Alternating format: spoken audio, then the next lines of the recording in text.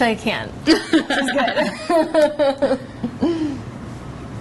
I'm here with Stephanie Story, an associate at Krupnik & Krupnik. What do you find different about working here than at other law firms?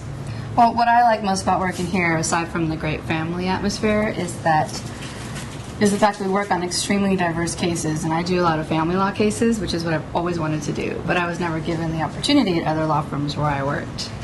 And one thing I can tell you is that we don't charge as much as we could and should based on the quality of service we get and the great outcomes we get for our clients. And what is it about family law that you like so much? Well, I'm really proud to offer services for people that really need them in times of divorce, child custody, and really serious and important issues. They need an advocate they can trust, and I'm proud to be able to provide that and also provide services they can actually afford for this much needed representation. You know, family law cases they're stressful and emotional, and I enjoy being able to provide services for them in those situations.